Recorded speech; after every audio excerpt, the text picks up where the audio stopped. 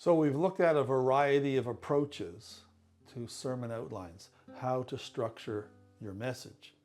And I think sometimes as preachers, we don't give this a lot of thought. We just kind of structure the sermon almost by default the way we might do it every week.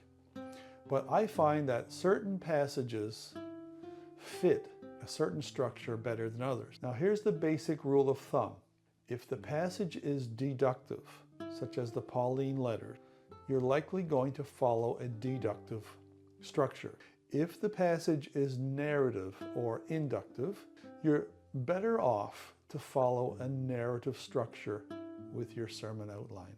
Those are the two basics that I really recommend quite strongly. Now, when you're doing a deductive passage, it really does help to bring narrative elements into a deductive passage.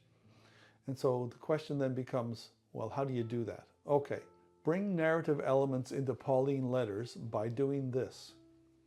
Describe Paul, the character and the spiritual journey that Paul has been on. Ask, who is he writing this letter to, and what's the occasion of the letter? So let's say it's Corinth.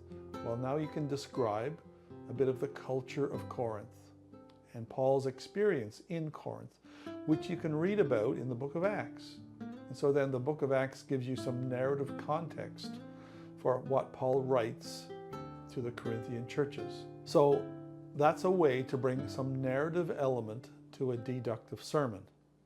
Now the other thing, of course, is for change of approach, to bring a bit of variety to your preaching. Being aware of these different kinds of sermon outlines can be helpful for you as the preacher and also for the congregation, those listening to you. The final thing I'd like to say about sermon outlines is it's really important just to think about flow. For example, I find that sometimes pieces of the sermon are misplaced. Sometimes the preacher will do application in the introduction. That's misplaced.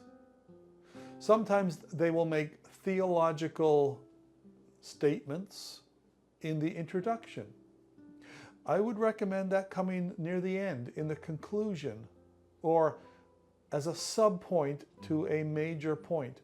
But if you haven't yet read your text, I don't think it's the time to be doing application or theology. Read the text first and then unpack the text.